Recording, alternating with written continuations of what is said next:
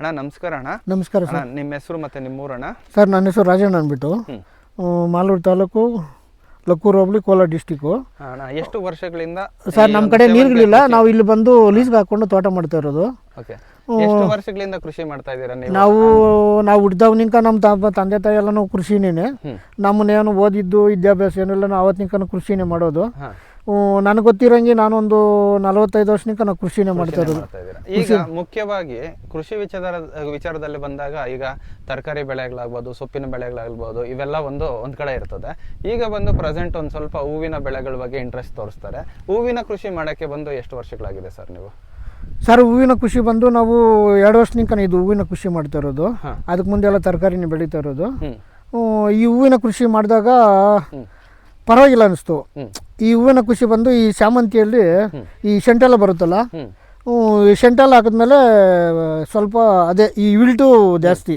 ಮುಂದೆಲ್ಲ ಶೆಂಟೆಲ್ಲ ಹಾಕಿದ್ರೆ ಚೆನ್ನಾಗಿ ಬರ್ತಾ ಇತ್ತು. ಸಸಿಗಳು ಈಗ 1-2 ವರ್ಷಗಳಿಂದ ಹಿಡಿದು ನೀವೇ ಗಮನಿಸ್ತಾ ಇರಬಹುದು, ಸಸಿಗಳು ತುಂಬಾನೇ ಹೋಗುವಂತ ತೊಂದರೆಗಳಿದೆ. ಅದೇ ವಿಲ್ಟ್ ಪ್ರಾಬ್ಲಮ್ ಸರ್. ಅದಕ್ಕಂತಾನೆ ಕೆಲವೊಬ್ರು ರೈತರು ಏನಪ್ಪಾ ಅಂತ ಹೇಳಿದ್ರೆ ತುಂಬಾ ಜನ ಈ ಸತಿ ಸೆಂಟೆಲ್ಲೋ ಇದಕ್ಕೆ ಹೋಗ್ಲಿಲ್ಲ. ಹೌದು ಸರ್, ಸೆಂಟೆಲ್ಲೋ ಅಂದ್ರೆ ಈ ಕಲ್ಕತ್ತಾನವರು, ಈ ಬಾಂಬೆನವರು, ಆಮೇಲೆ ರಾಯಕೋಟೆ ಅಲ್ಲಿಂದ ಎತ್ಕೊಂಡ್ಬರ್ತಾರೆ. ನಾವು ಅಲ್ಲೇನೆ ಎತ್ಕೊಂಡ್ಬಂದಿರೋದು ನಾರಿದ್ದು. ಎಲ್ಲಿಂದ ತಂದರೆ? ನಾವು ರಾಯಕೋಟೆಯಿಂದಾನೆ ಎತ್ಕೊಂಡ್ಬಂದಿರೋದು ನಾರು. ರಾಯಕೋಟೆಯಿಂದಾನೆ ನಾವು ಅವತ್ತಿನಿಂದ 2 ವರ್ಷನಿಂದ ಅಲ್ಲೇ ತರೋದು. ಸರ್ ಈಗ ತುಂಬಾ ಜನರ ಬಾಯಲ್ಲಿ ಕೇಳೋದು ಒಂದೇ, ಕಲ್ಕತ್ತಾ ಸಸಿ, ಪುಣೆ ಸಸಿ ಮತ್ತೆ ರಾಯಕೋಟೆ ಸಸಿ. ಹೌದೌದು. ಈಗ ತುಂಬಾ ಜನಗಳು ಏನಪ್ಪಾ ಅಂತ ಹೇಳಿದ್ರೆ ಕಲ್ಕತ್ತಾ ಸಸಿ, ಪುಣೆ ಸಸಿ ತಗೊಳಕ್ ಹೋದ್ರೆ ರೇಟ್ ಜಾಸ್ತಿ ಹೇಳ್ತಾರೆ. ಹೌದೌದು. ರಾಯಕೋಟೆಗೆ ಹೋದ್ರೆ ನಮ್ಗೆ ರೇಟ್ ಕಡಿಮೆ ಹೇಳ್ತಾರೆ ಸಸಿ. ಹೆಂಗೆ ಸರ್ ಇದು, ನಿಜಾನ ಸುಳ್ಳ ಸರ್? ಸರ್ ಅದರಲ್ಲಿ ಅವರು ಈ ನಾರನ್ನ ಊತ್ಬಿಟ್ಟು ಅದರಲ್ಲಿ ಈ ನಾರನ್ನೇ ಸುಳಿನೇ ಕಟ್ ಮಾಡ್ಕೊಂಡು ಅವ್ರು ಟ್ರೇಸಲ್ಲಿ ಹಾಕಿ ಅದನ್ನೇ ಬೆಳವಣಿಗೆ ಮಾಡಿ ನಮ್ಗೆ ನಾರು ಕೊಡೋದು. ಅದರಲ್ಲಿ first cutting, second cutting, 3 cutting, 3ನೇ ಕಟಿಂಗ್, 4ನೇ ಕಟಿಂಗ್ ಅಂತ ಬರುತ್ತೆ. ಅದರಲ್ಲಿ ಫಸ್ಟ್ ಕಟಿಂಗ್ ತಗೊಂಡ್ರೆ ಕಲ್ಕತ್ತಾ ಈ ಪುಣೆ ಅಂತ ಹೇಳಿದ್ರಲ್ಲ ಅದೇ ತರ ಬರುತ್ತೆ. ಫಸ್ಟ್ ಕಟಿಂಗ್ ಅಂತ ಹೇಳಿದ್ರೆ ನಮ್ ಕಡೆನಲ್ಲೇ ತಗೊಳ್ಳೋ ಕಟಿಂಗ್ ಫಸ್ಟ್ ಕಟಿಂಗ್ ಅಲ್ಲಿ ಮಾಡಿದ್ರೆ ಕಲ್ಕತ್ತಾ ತರಾನೇ ಬರುತ್ತೆ. ಅಲ್ಲಿ ಅವರು ನರ್ಸರಿಯಲ್ಲಿ ಹಾಕ್ತಾರಲ್ಲ, ಆಗ ಫಸ್ಟ್ ಕಟಿಂಗ್ ಅಂದ್ಬಿಟ್ಟು ಕಟ್ ಮಾಡ್ಕೊಂತಾರೆ, ಗಿಡದಲ್ಲೇ ಕಟ್ ಮಾಡ್ಕೊಂತಾರೆ.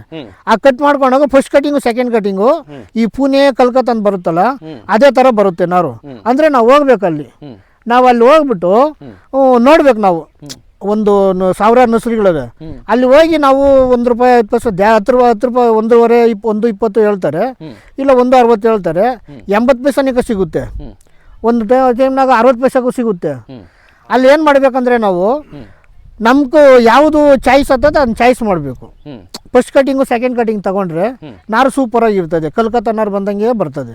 ಅದು ನಾವು ತಗೊಂಬಂದು ನಾಟಿ ಮಾಡಿದ್ರು ನಮ್ಗೆ ನೋಡಿ ಡೆವಲಪ್ಮೆಂಟು ಚೆನ್ನಾಗಿ ಬರ್ತದೆ, ರೂಟ್ಸು ಚೆನ್ನಾಗಿ ಬರ್ತದೆ.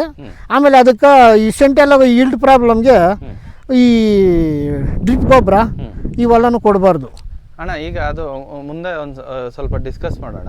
ಈಗ ಈ ಮಟ್ಟಕ್ಕೆ ಒಂದು ಸ್ವಲ್ಪ ಬೆಳೆ ಆಗ್ಬೇಕಂತ ಹೇಳಿದ್ರೆ ನೀವು ನೆಲನೂ ತುಂಬಾ ಚೆನ್ನಾಗಿ ತಯಾರಿ ಮಾಡಬೇಕು. ಹೌದೌದು. ಯಾವ ರೀತಿ ಎಲ್ಲ ಒಂದು ಗೊಬ್ಬರಗಳನ್ನ ಕೊಟ್ಟಿರ್ತೀವಿ. ಆಮೇಲೆ ನಾವು ಈ ಮಚ್ಚಿಂಗ್ ಪೇಪರ್ ಹಾಕೋ ಫಸ್ಟ್ ನೆಲ ಕಲ್ಟಿವೇಟರ್ ಉಡ್ತೀರಲ್ಲ, ಆ ಉತ್ತವಾಗ ನಾವು ಆಮೇಲೆ ಬೆಡ್ ಹಾಕೋವಾಗ ಪೊಟ್ಯಾಶು, ಬೇವಿನ ಹಿಂಡಿ, ಕಾನ್ಗಿ ಹಿಂಡಿ, ಕಳೆಕಾಯಿ ಹಿಂಡಿ, DAP, ಆಮೇಲೆ ಈ ಕೊಟ್ಟಿಗೆ ಗೊಬ್ಬರನೇ ಬರ್ತದೆ.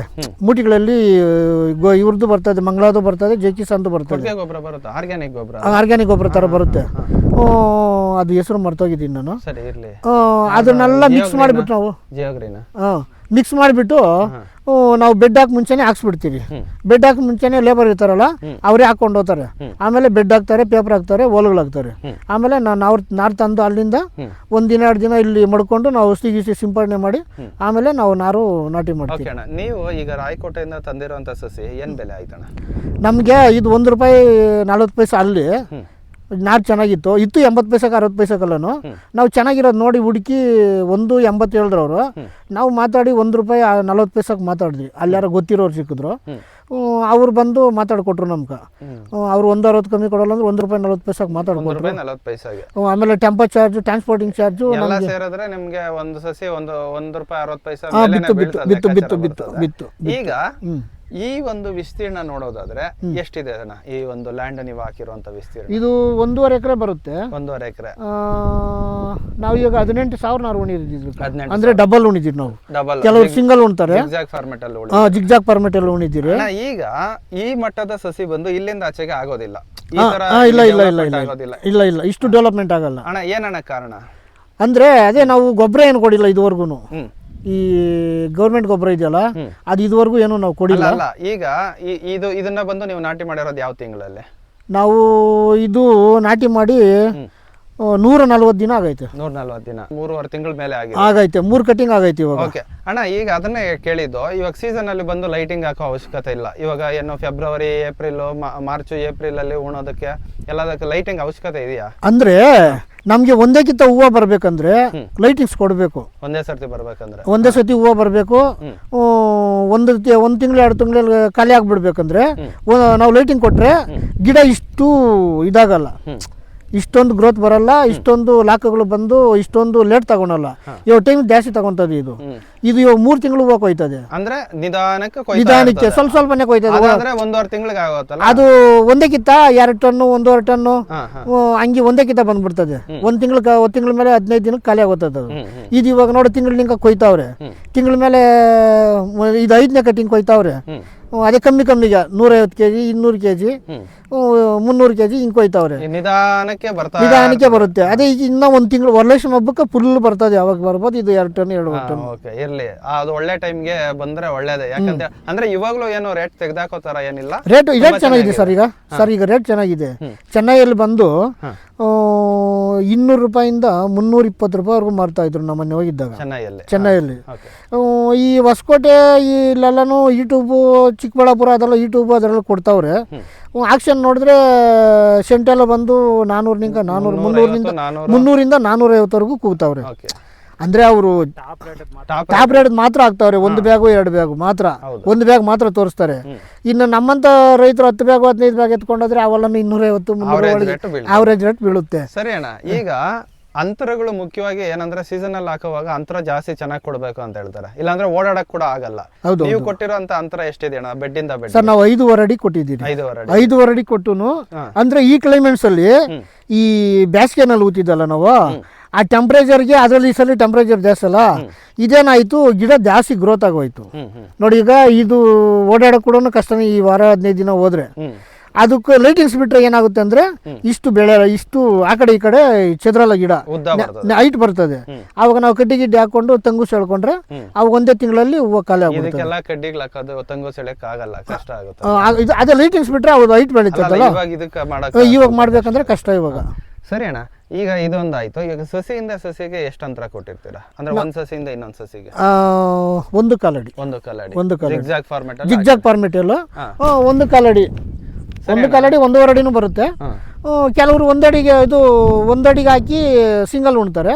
ನಾವು ಯಾವಾಗ ಹಿಂಗೆ ಜಿಗ್ಜಾಗ್ ಉಣೋದು. ಇದು ಒಂದ್ ಸ್ವಲ್ಪ ಇಳುವರಿ ಅಂದ್ರೆ ಕೆಲವರು 4 ಅಡಿಗೆ ಹಾಕ್ತಾರೆ, ನಾವು 5.5 ಅಡಿಗೆ ಹಾಕಿ. ಅಲ್ಲ, ಒಂದ್ ಸ್ವಲ್ಪ ಇಳುವರಿನಲ್ಲಿ ನಮ್ಗೆ ಯಥೇಚ್ಛವಾಗಿ ಸಿಗ್ತದೆ ಈ ರೀತಿ ಮಾಡೋದು. ಸರಿ ಅಣ್ಣ, ಈಗ ಈ ಒಂದು ಕೃಷಿಯಲ್ಲಿ ಅಂದ್ರೆ ಸೆಂಟೆಲ್ಲ ಕೃಷಿಯಲ್ಲಿ ಇತ್ತೀಚಿನ ದಿನಗಳಲ್ಲಿ ಜನಗಳು ಅನುಭವಿಸ್ತಾ ಇರೋ ತೊಂದರೆ ಬಂದು ಸಸಿ ಹೋಗುವಂಥದ್ದು. ಹೌದೌದು. ಮುಖ್ಯವಾಗಿ ಆ ಒಂದು ಪಾಯಿಂಟ್ಗೆ ಬಂದಾಗ ನೀವು ಯಾವ ರೀತಿ ಮೇಂಟೆನೆನ್ಸ್ ಮಾಡಿದ್ದೀರಾ ಅಂತ ಹೇಳ್ಬಿಟ್ಟು? ಸರ್ ಅದಂದ್ರೆ ಕೆಲವರು ಫಸ್ಟ್ ಸ್ಟಾರ್ಟಿಂಗಲ್ಲಿ ಈ ಇಂಡಿ ನಾನು ಹೇಳ್ದಲ್ಲ ಅವಾಗ ಈ ಇಂಡಿಗಳವೆ ಅಂತ, ಅವು ಇಂಡಿಗಳು ಕೊಟ್ಕೊಂಡು ಸ್ವಲ್ಪ ಈ ಗೊಬ್ಬರಗಳು ಕಮ್ಮಿ ಮಾಡಬೇಕು. DAP 20 ಅದೆಲ್ಲ ಕೊಡ್ತಾರಲ್ಲ ಅವು ಕಮ್ಮಿ ಮಾಡಬೇಕು. ಗೌರ್ಮೆಂಟ್ ಗೊಬ್ಬರ ಕಮ್ಮಿ ಇರಬೇಕು. ಆರ್ಗ್ಯಾನಿಕ್ ಗೊಬ್ಬರ, ಕೊಟ್ಟಿಗೆ ಗೊಬ್ಬರ ಜಾಸ್ತಿ ಇರಬೇಕು. ಮುಖ್ಯವಾಗಿ ನಾಟಿ ಗೊಬ್ಬರ ಇದ್ದು ಹೊಡೆದ್ಬಿಟ್ಟು ರೋಟ್ ಹೊಡೆದ್ಬಿಟ್ಟು ಆಮೇಲೆ ಬೆಡ್ಗಳು ಎತ್ತಿದ್ರೆ ಇನ್ನೂ ಚೆನ್ನಾಗಿರ್ತದೆ. ಅದು ಜಾಸ್ತಿ ಹಾಕಿದ್ರು ಅವಾಗೂ ತೊಂದ್ರೆನೆ. ನಮ್ಗೆ ಎಷ್ಟು ಬೇಕೋ ಲಿಮಿಟ್, ಮನುಷ್ಯನ ಇವಾಗ ನಾವು ಎಷ್ಟು ಊಟ ಮಾಡ್ತೀರಿ ಅಷ್ಟೇ ಮಾಡ್ಬೇಕು ಅದನ್ನ. ಆಮೇಲೆ ಈ ಆರ್ಗ್ಯಾನಿಕ್ ಈ ಕ್ಯಾನ್ಗಳು ಇದೆಯಲ್ಲ ಸರ್, ಆ ಕ್ಯಾನ್ಗಳು ಬಿಟ್ಕೊಂಡು ಹೂವು ಬರೋ ಗಂಟ ಕ್ಯಾನ್ಗಳೇ ಬಿಡಬೇಕು. ಈ ಗೊಬ್ಬರ ಏನು ಗೌರ್ಮೆಂಟ್ ಗೊಬ್ಬರ ಏನು ಕೊಟ್ರ ಶೆಂಟೆಲ್ಲ ಮಾತ್ರ ಗಿಡ ನಿಲ್ಲಲ್ಲ. ಗಿಡ ಗೊಬ್ಬರಗಳ ವಿಚಾರಕ್ಕೆ ಬಂದಾಗ ಡ್ರಿಪ್ ಗೊಬ್ಬರ ಕೊಟ್ರೇನೋ ಅದೇ ತೊಂದರೆ ತಾನೆ? ಹೌದೌದು. ಇವಾಗ 19 12 16 13 ಬೂಸ್ಟ್ ಲಾಸ್ಟ್ ಆಗ CN ಅಂತಾರೆ, ಅವೆಲ್ಲ 1057 ಯಾವ್ದು ಕೊಟ್ರು ತಡೆಯಲ್ಲ. ಸೆಂಟೆಲ್ಲ ಮಾತ್ರ ಈಗ 2 ವರ್ಷದಿಂದ ಬಂದಿರೋದು ಪ್ರಾಬ್ಲಮ್ ಅದೇ. 2 ವರ್ಷದಿಂದ ಬಂದಿರೋ ಪ್ರಾಬ್ಲಮ್ಮು ಈ ಗೌರ್ಮೆಂಟ್ ಗೊಬ್ಬರನು ಯಾವ್ದು ಕೊಟ್ರು ಗಿಡ ನಿಲ್ಲಲ್ಲ.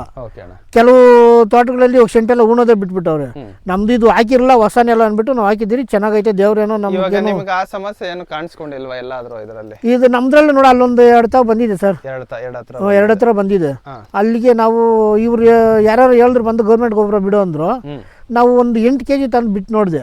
ಆ ಬಿಟ್ಟಾಗ ನಮ್ದ್ರಲ್ಲೂ ಸಮಸ್ಯೆ ಕಾಣಿಸ್ತು. ಇವಾಗ ನೀವು ಗೊಬ್ಬರ ಬಿಡೋ ಮೊದಲು ತೊಂದರೆ ಇರಲಿಲ್ಲ. ಇಲ್ಲ ಗೊಬ್ಬರ ಬಿಟ್ಟ ಮೇಲೆ ಇವಾಗ ಹೌದೌದು ಹಿಂಗೆ ಫ್ರೆಂಡ್ಗಳು ಬಂದು ನೋಡಿ ನೀವು ಗೊಬ್ಬರ ಸ್ವಲ್ಪ ಬಿಡೋಣ, ಗಿಡ ಸ್ವಲ್ಪ ಬೆಳಗಾತೈತೆ ಅಂತ ಹೇಳಿದ್ರು.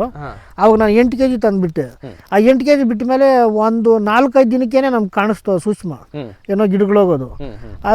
ಅದಕ್ಕೆ ನಾನು ಆಮೇಲೆ ಅಲ್ಲಿಗೆ ಸ್ಟಾಪ್ ಮಾಡಿಬಿಟ್ಟು ಯಾರ್ಯಾರೋ ಬಂದು ಹೇಳಿದ್ರು ನಾವು ಗೊಬ್ಬರ ಬಿಡಿಲ್ಲ. ಇವಾಗ ನೀವು ಬರೀ ಆರ್ಗ್ಯಾನಿಕ್ ಟೈಪ್ ಅಲ್ಲಿ ಮಾಡ್ಕೊಳ್ತಾ ಆರ್ಗ್ಯಾನಿಕ್ ಟೈಪ್ ಅಲ್ಲೇನೆ ಬರೀ ಕ್ಯಾನ್ಗಳೇ ಮೇಂಟೈನ್ ಮಾಡ್ತಾ ಇದ್ದೀನಿ. ಬಂದವರೆಲ್ಲ ಕೇಳ್ತಾವ್ರೆ ನೀನ್ ಏನ್ ಬಿಡ್ತಾ ಇದ್ದೆ ಎತ್ತ ಏನು ಅಂತ. ನೋಡಪ್ಪ ನಾ ಗೊಬ್ಬರ ಇದುವರೆಗೂ ಬಿಡಿಲ್ಲ, ಕ್ಯಾನ್ಗಳು ಮಾತ್ರ ಮೇಂಟೈನ್ ಮಾಡ್ತಾ ಇದ್ದೀನಿ ಅಂತ ಹಂಗೆ ಹೇಳಿದ್ದೀನಿ. ಈಗ ನಿಮ್ಮ ಪ್ರಕಾರ ಹೇಳೋದಾದ್ರೆ ಕೆಮಿಕಲ್ ಗೊಬ್ಬರಗಳ ಮೇಲೆ ಹೋಗೋದೇ ಬೇಡ. ಸೇವಂತಿ ಸೆಂಟೆಲ್ ಹಾಕಿದವಾಗ ಗೌರ್ಮೆಂಟ್ ಗೊಬ್ಬರದಲ್ಲಿ ಶಾನ ಪ್ರಾಬ್ಲಮ್ ಆಗುತ್ತೆ. ಅವರು ಗಿಡನೇ ಕಿತ್ತಾಕ್ಬೇಕು, ಬೇರೆ ಬೆಳೆ ಬೇಕಾಗುತ್ತೆ. ಸೆಂಟೆಲ್ ಬಂದು ಬರೀ ಕ್ಯಾನ್ಗಳೇ ಈ ಸೀಸನ್ಗೆ ಬಂದು ಆಮೇಲೆ ಇನ್ನು ಮುಂದಕ್ಕೆ ಏನೋ ಮಳೆಗಳೇನೋ ಇಟ್ಕೊಂಡು ಅವಾಗ ಏನೋ ನಡೀತದೋ ಏನೋ. ನಮ್ದು ಆವಾಗ ಮಳೆಗಾಲದಾಗ ನೋಡೋ ಅದಿತ್ತು. ಮಳೆಗಾಲದಲ್ಲಿ ಈಗ ನಾವು ಕ್ಯಾನ್ಗಳು ಬಿಟ್ಟಾಗ ರೋಗ ಜಾಸ್ತಿ ಆಗುತ್ತೆ ಅಂತಾರೆ, ನಿಜ? ಇಲ್ಲ ಅದು ಸುಳ್ಳು. ಅಂದ್ರೆ ಗಿಡ ಡೆವಲಪ್ಮೆಂಟ್ ಜಾಸ್ತಿ ಆಗುತ್ತೆ. ಕ್ಯಾನ್ಗಳು ಅಂತ ಹೇಳಿದ್ರೆ ಕೆಲವೊಬ್ರಿಗೆ ಗೊತ್ತಾಗಿರೋದಿಲ್ಲ. Humic acid, fulvic acid, seaweed extract, ಆಮೇಲೆ ಇನ್ ಸ್ವಲ್ಪ ಮೈಕ್ರೋ ನ್ಯೂಟ್ರಿಯೆಂಟ್ಸ್ ಮಿಕ್ಸ್ ಇರೋದು, ಇವೇ ತಾನೇ ಅಣ್ಣ? ಹೌದು ಸರ್ ಅದೇ. ಸೊ ಆಮೇಲೆ ಯಾಕಂತ ಹೇಳಿದ್ರೆ ಆಮೇಲೆ ಅಂದ್ರೆ ಬೇರೆ ತರ ಏನಾದ್ರು ಕ್ಯಾನ್ಗಳು ಅಂದ್ರೆ ಕೆಲವರು ಯಾವ್ದಾವ್ದೋ ಹೇಳ್ತಾರೆ ಅಣ್ಣ. ಇವಾಗ ಮನುಷ್ಯನ್ಗಂದ್ರೆ ದುಡ್ಡು ಅಂದ್ರೆ ಆಸೆನೆ. ಯಾವ್ದಾವ್ದೋ ಒಂದು ಹೆಸರಿಕ್ತಾರೆ, ಯಾವ್ದೋ ಒಂದು ಬಿಡ್ತಾ ಇರ್ತಾರೆ. ಅವ್ರು ಯಾವ್ದಾವ್ದೋ ಬಿಟ್ಬಿಟ್ರೆ ಅದ್ ನೋಡ್ಕೊಬೇಕು, ತಿಳ್ಕೊಬೇಕು. ಒಂದು ರೈತನು ಒಂದು ಬೆಳೆ ಮಾಡಿದ್ರೆ ಒಂದು ಅನುಭವ ಆಗ್ತದೆ.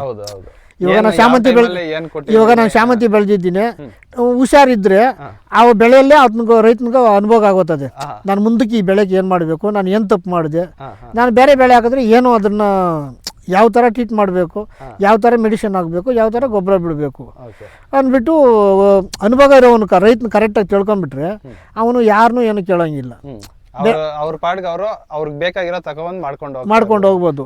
ಇವಾಗ ನಾವು ಮದ್ದುಗಳ ಅಂಗಡಿಗೆ ಹೋಗ್ತೀರಿ, ಅವ್ರೇನೋ ಅವರು ಅದರಲ್ಲಿ ದುಡ್ಡು ಮಾಡೋಕ್ಕೆ ಅವ್ರ ಅಂಗಡಿ ಹಾಕಿರೋದು. ಇವಾಗ ರೈತನಿಗೆ ಯಾವುದೋ ಒಂದು ಕೊಡಬೇಕು, ಲಾಭ ಯಾವ್ದು. ನಾನು ಅಷ್ಟೇ, ಇವಾಗ ಯಾರನ್ನ ಬರಲಿ, ಇಲ್ಲ 100 ರೂಪಾಯಿ ಹೂವು ಹೋಗ್ತಾ ಇದ್ರೆ 10 ರೂಪಾಯಿ ಯಾರು ಜಾಸ್ತಿ ಅಂದ್ರೆ ಅವ್ರು ಕೊಡ್ತೀನಿ ನಾನು. ಅವ್ರ ಗೊಬ್ಬರ ಅವ್ರದ್ದು ಅಂಗಡಿ ಹಾಕಿರೋದು ಅದಕ್ಕೆ ತಾನೆ. ಅದು ಬಿಸ್ನೆಸ್ಸು. ನಾವು ಅವ್ರನ್ನೂ ದೋಷಕ್ಕಾಗಲ್ಲ, ಇವ್ರನ್ನೂ ದೋಷಕ್ಕಾಗಲ್ಲ. ಕರೆಕ್ಟ್ ಅಲ್ವಾ? ಹೌದಣ್ಣ, ಅದು ಕರೆಕ್ಟ್. ಈಗ ನಾವು ಒಂದು ಹೇಳೋದಾದ್ರೆ ಈಗ ನೀವ್ ಹೇಳಿದ್ರೆ ಬರೀ ಕ್ಯಾನ್ಗಳು ಕೊಡ್ತಾ ಇದೀನಿ ಅಂತ ಹೇಳ್ಬಿಟ್ಟು, ಈಗ ಕೆಲವೊಬ್ರು ಹೇಳ್ತಾರೆ ಔಷಧಿಗಳು ಡ್ರಿಂಚಿಂಗ್ ಮಾಡಬೇಕು, ಸ್ವಲ್ಪ ಫಂಗಿಸೈಡು, ಶಿಲೀಂಧ್ರನಾಶಕ ಎಲ್ಲ ಅಂತ ಹೇಳ್ತಾರೆ, ನಿಜನೇ ಅಣ್ಣ ಅದು? ಸರ್ ಅದು ಡ್ರಿಂಚಿಂಗ್ ಮಾಡ್ಬೋದು. ಯಾವಾಗ ನಾಟಿ ಮಾಡ್ತೀರಲ್ಲ, ಆ ನಾಟಿ ಮಾಡಿದಾಗ 1 ವಾರ 20 ದಿನದೊಳಗೆ ಡ್ರಿಂಚಿಂಗ್ ಮಾಡ್ಬೋದು. ಅದು ಔಷಧಿ ಇದೆ. ಯಾರು ನನ್ನಂತ ಗೊತ್ತಿಲ್ಲದಿದ್ದ ರೈತನ ಹೋದ್ರೆ ಅವ್ರು ಹೇಳ್ತಾರೆ, ನೋಡಪ್ಪ ಅವನು ಏನೋ ಒಂದು ಬುಡ ಕಿತ್ಕೊಂತ ನಿಂಗೆ, ಇವಾಗ ಇಂದು ನೋಡಿ ಕಡ್ಡಿಂಗ್ ಇವು ಏನೋ ಆಗಿತ್ತು, ಕಿತ್ಕೊಂಡು ಅದನ್ನು ಎತ್ಕೊಂಡು ಪೇಪರಾಗಿ ಮಡಿಸ್ಕೊಂಡು ಗೊತ್ತಿಲ್ಲದವ್ರು ಎತ್ಕೊಂಡು ಅಂಗಡಿಗೆ ಹೋಗ್ತಾರೆ, ಅಣ್ಣ ನಮ್ಮ ತೋಟದಾಗ ಹಿಂಗೆ ಆಗ್ಬಿಟ್ಟೈತೆ ಅಂತ. ಅವ್ರೇನು ಮಾಡ್ತಾರೆ, ನೋಡಪ್ಪ ನೀನು ಇದು ಮಾಡಬೇಕು ಡ್ರಿಂಚಿಂಗ್ ಮಾಡಬೇಕು ಅಂತ ಹೇಳ್ತಾರೆ.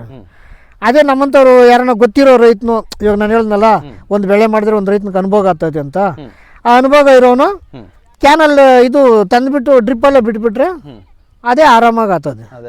ಅವ್ನು ಸ್ಟಾರ್ಟ್ ಚೆನ್ನಾಗಿದ್ರೆ. ಇವಾಗ ನೀವು ಇದಕ್ಕೆ ಯಾವ್ದು ಹಂಗಾದ್ರೆ ಡ್ರಿಂಚಿಂಗ್ ಮಾಡಿಲ್ಲ? ಇಲ್ಲ, ನಾನು ಇದುವರೆಗೂ ಡ್ರಿಂಚಿಂಗೇ ಯಾವುದು ಮಾಡಲ್ಲ. ನಾನು ಯಾವತ್ತಿದ್ರು ಕ್ಯಾನ್ಗಳು ತರ್ತೀನಿ, ಡ್ರಿಪ್ಪಲ್ಲೇ ಬಿಟ್ಬಿಡ್ತೀನಿ. ನಾ ಕ್ಯಾಪ್ಸಿಕಮ್ಮೇ ಉಂಡ್ಲಿ, ಶಾಮಂತಿನೇ ಉಂಡ್ಲಿ, ಡ್ರಿಂಚಿಂಗ್ ಯಾವುದಕ್ಕೂ ಮಾಡಲ್ಲ. ಸರಿ ಅಣ್ಣ, ಈಗ ಈ ಮುಖ್ಯವಾಗಿ ಇವಾಗ ಸಾಯೋದು ಒಂದು ತೊಂದರೆ ಬಿಟ್ಟರೆ ಥ್ರಿಪ್ಸ್ ತೊಂದರೆ ಜಾಸ್ತಿ ಇರುತ್ತೆ ಸರ್. ಈ ಗಾಳಿ ಜಾಸ್ತಿ ಅಲ್ಲ ಸರ್, ಬೇಸಿಗೆದಲ್ಲಿ ಅಂತ ಹೇಳಿದ್ರೆ ಥ್ರಿಪ್ಸ್ ಜಾಸ್ತಿ ಇರುತ್ತೆ. ಅಂದ್ರೆ ಈಗ ನಾವು ಹುಟ್ಟಿದವನಿಕ ನೋಡಿರಲ್ಲ ಅಷ್ಟು ಟೆಂಪರೇಚರ್ ಬಿಸಿಲು ಈ ವರ್ಷ ಬಂದಷ್ಟು ಬಿಸಿಲು ಜಾಸ್ತಿ. ಈಗ ಗಾಳಿನೂ ಜಾಸ್ತಿ, ಗಾಳಿ ಬಿಡು ಹೊಡೆಯುತ್ತೆ ವರ್ಷ ಔಟ್ ಗಾಳಿಯಲ್ಲಿ. ಈ ಗಾಳಿಯಲ್ಲಿ ವರ್ಷ ಎಲ್ಲ ತೋಟ ಮಾಡೋದಲ್ಲ, ಈ ಎರಡು ತಿಂಗಳು ಔಟ್ ಗಾಳಿಯಲ್ಲಿ ತೋಟ ಮಾಡೋದು ರೈತನಿಗೆ ತುಂಬಾ ಕಷ್ಟ ಇರುತ್ತೆ ಸರ್. ಇದು ಯಾಕಂದ್ರೆ ಒಂದು ಕಡೆ ಟ್ರಿಪ್ಸು, ಒಂದು ಕಡೆ ಗಾಳಿಗೆ ಎಷ್ಟು ಮದ್ದು, ನೀನು ಮದ್ದು ಕೂಡ ಕರೆಕ್ಟಾಗಿ ಬೀಳಲ್ಲ ಅದ್ರ ಮೇಲೆ, ಗಾಳಿಗೆ ಎತ್ಕೊಂಡು ಹೋಗ್ತಾ ಇರ್ತದೆ, ಪ್ರೆಷರ್ ಆಗಿ ಬೀಳಲ್ಲ. ಆ ಟ್ರಿಪ್ಸ್ ಏನ್ ಮಾಡ್ತದೆ, ಇವಾಗ ಟ್ರಿಪ್ಸ್ ಗಾಳಿಲಿದ್ದಾಗ ವಾರಕ್ಕೆ 1 ಮದ್ದು ಸಾಕು.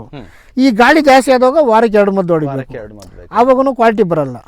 ನೀವು ಹಂಗಾದ್ರೆ ಈಗ ಇಷ್ಟು ದಿನದಿಂದ ಒಂದೊಂದು ಮದ್ದು ಹೊಡ್ಕೊಂಡ್ ಬಂದಿದ್ದೀವಿ, ವಾರಕ್ಕೆ ಒಂದೇ ಹೊಡಿತಾ ಇದ್ದಿದ್ದು. ಆಮೇಲೆ ಈಗ ಒಂದ್ ಸ್ವಲ್ಪ ಈ ಗಾಳಿ ಜಾಸ್ತಿ ಆದ್ಮೇಲೆ 5 ದಿನಕ್ಕೆ ಹೊಡಿತಾ ಇದ್ದೀವಿ. 5 ದಿನಕ್ಕೆ 1 ಕೋಟ್. ಹೌದೌದು ಸರ್.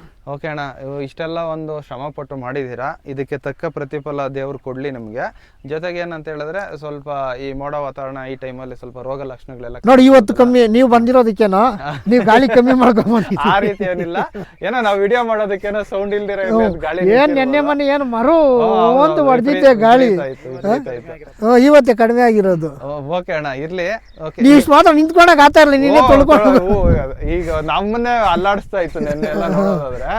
ಓಕೆ, ಈ ಒಂದು ಇವಾಗ ಇಲ್ಲಿ ತನಕ ನೀವು ಮಾಡಿರೋಂಥ ಮೇಂಟೆನೆನ್ಸು ತುಂಬ ಚೆನ್ನಾಗಿದೆ. ಇದೇ ರೀತಿನೇ ಕೊನೆ ತನಕ ಮೇಂಟೈನ್ ಮಾಡಿ ಒಂದು ಹೂವು ಕ್ವಾಲಿಟಿ ಚೆನ್ನಾಗಿ ತಗೊಂಡು ಒಂದು ಸ್ವಲ್ಪ ನೀವು ಸಕ್ಸಸ್ ಆಗಿ ಅಂತ ಹೇಳೋಕ್ಕೆ ಇಷ್ಟಪಡ್ತೀನಿ. ಸ್ನೇಹಿತರೆ, ಯಾರೆಲ್ಲ ಈ ವಿಡಿಯೋ ನೋಡಿದ್ದೀರಾ ದಯವಿಟ್ಟು ಸಾರಿಗೆ ನಿಮ್ಮ ಕಡೆಯಿಂದ ಒಂದು ಆಲ್ ದ ಬೆಸ್ಟ್ ಹೇಳಿ, ಜೊತೆಗೆ ದೇವರಲ್ಲಿ ಒಂದು ಪ್ರಾರ್ಥನೆ ಮಾಡಿ ಬೆಳೆ ಚೆನ್ನಾಗಾಗಲಿ, ರೇಟು ಚೆನ್ನಾಗಿ ಸಿಗಲಿ ಅಂತ.